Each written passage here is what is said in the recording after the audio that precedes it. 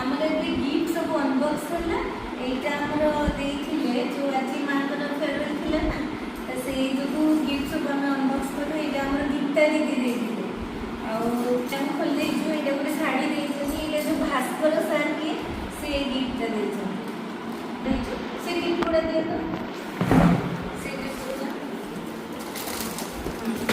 Gift ଦେଇଛନ୍ତି ମନ୍ତ୍ରୀ uncle ଦେଇଛନ୍ତି। ଏଇ ଗିଫ୍ଟ ମନ୍ତ୍ରୀ ଅଙ୍କଲ ଦେଇଛନ୍ତି। ଏଇଟା ବହୁତ ସୁନ୍ଦର ହେଇଛି ଗିଫ୍ଟ। ଏଇଟା ମନ୍ତ୍ରୀ ଅଙ୍କଲ ଦେଇଛନ୍ତି। ତାପରେ ଏଇ ଗିଫ୍ଟ ଆମର ସାବି ଦିଦି ଜଣେ ଦେଇଛନ୍ତି। ସାବି ଦିଦି ଗୀତା ଦିଦି ସେଇ ଗିଫ୍ଟ ଦେଇଛନ୍ତି। ଏଇଟା ବି ସେଇ ସାବି ଦିଦି। ଆଉ ଏଇଟା ଗୋଟେ 8th କ୍ଲାସ୍ର ଷ୍ଟୁଡେଣ୍ଟ ହେବେ। ସେଇ ପିଲାମାନେ ସବୁ 8th କ୍ଲାସ୍ର ଷ୍ଟୁଡେଣ୍ଟ, ସେମାନେ ମିଶିକି ଏଇ ଗିଫ୍ଟ ଦେଇଛନ୍ତି। ଗିଫ୍ଟ ଗୁଡ଼ା ବହୁତ ସୁନ୍ଦର ହେଇଛି। ପ୍ରାୟତଃ ସବୁ ଜଗନ୍ନାଥଙ୍କ ଗିଫ୍ଟ ମିଳିଛି। ଏଇଟା ଦେଖନ୍ତୁ ସବୁଥିରେ ଜଗନ୍ନାଥଙ୍କ ଗିଫ୍ଟ ହିଁ ମିଳିଛି ପ୍ରାୟ।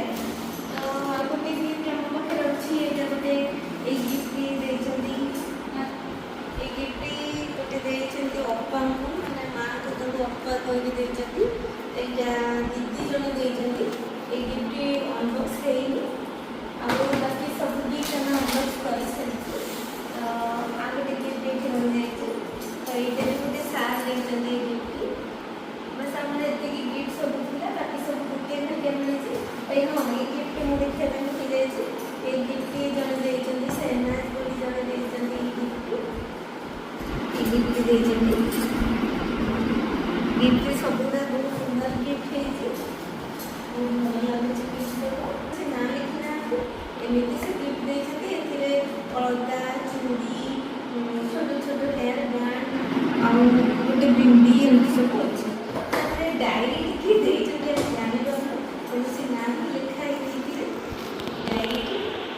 ବାସ୍ ଏତିକି ଆମର ଗିଫ୍ଟ ଅନବକ୍ସିଂ ଅଛି। କ'ଣ ଅଛି ଏଥିରେ ଜଗନ୍ନାଥଙ୍କର କିଛି ଅଛି ଲାଗୁଛି। ଠାକୁରଙ୍କର ଲେଖା ହେଇଛି ଜଗନ୍ନାଥ। କେତେଟା କାମ ଅଛି ଏଥିରେ।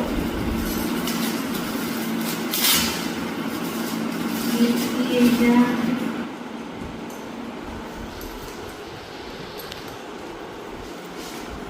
ଗିଫ୍ଟ ଦେଖନ୍ତୁ, ଜୟ ଜଗନ୍ନାଥ ଲେଖା ହେଇଛି। ବହୁତ ବଢ଼ିଆ ମାନେ ହେଇଛି। ଏଇଟା ଦେଖନ୍ତୁ ଜୟ ଜଗନ୍ନାଥ ଲେଖା ହେଇଛି ଏମିତି ଭିତରେ। ଆଉ ଏଇଠି ଦେଖନ୍ତୁ ଏମିତି ବାହାରେ ଜୟ ଜଗନ୍ନାଥ ଲେଖା ହେଇଛି। ଦେଖନ୍ତୁ ବହୁତ ସୁନ୍ଦର ହେଇଛି ଗିଫ୍ଟ।